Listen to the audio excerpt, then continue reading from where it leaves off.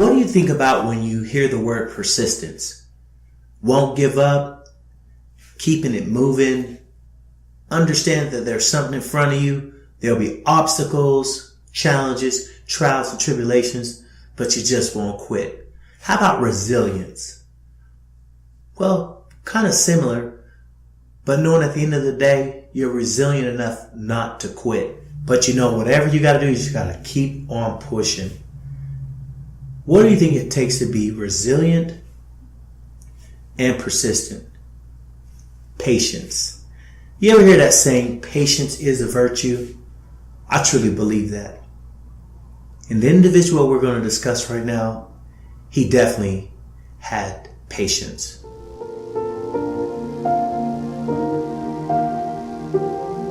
Before he ever attempts his first sale in a day, Bill Porter has a system that begins when he leaves his house at 7:45 a.m. to wait for the bus to downtown Portland.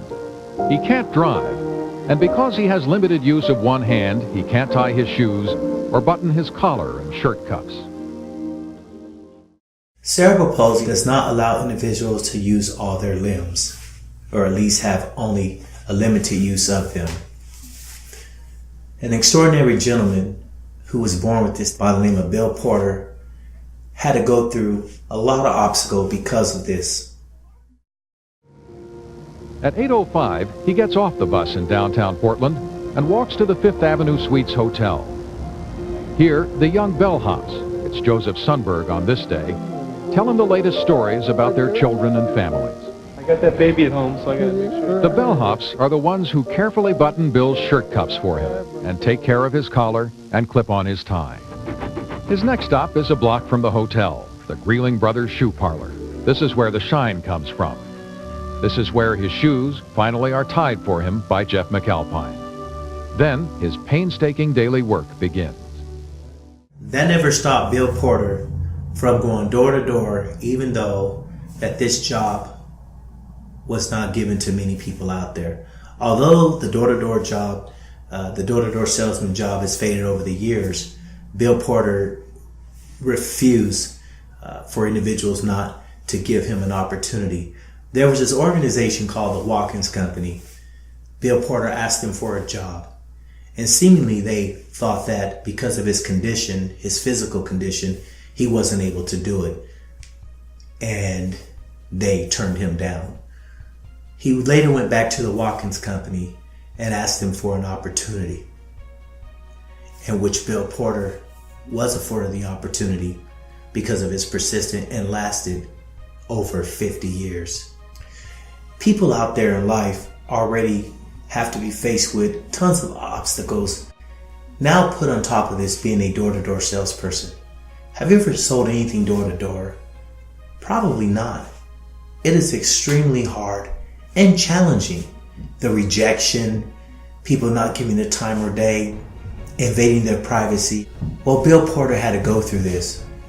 Would you go the extra mile if it took you 3 hours just to get ready and just to go on your shift?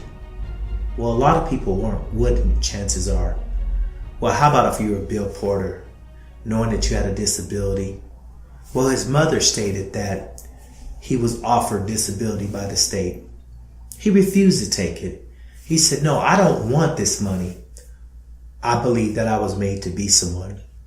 And that's where the resilience and the persistence and the motivation came in, and also the patience. It doesn't bother me. Is that your mom? Yeah.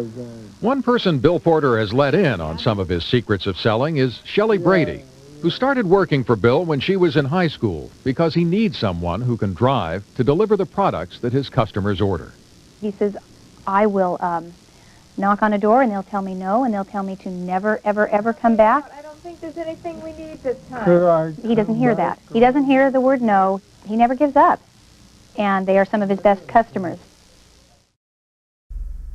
He did not quit. He persevered. He went door to door. He even broke records. He obtained and received awards. Something else that was extraordinary, but unfortunate for Bill. He was in an accident. Yes, Bill was in an accident, and he was not on his feet for a long time.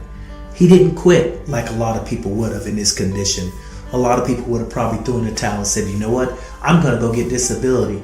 But you know what Bill did? He said, no, I'm not going to do this. He picked up the phones. He still made phone calls.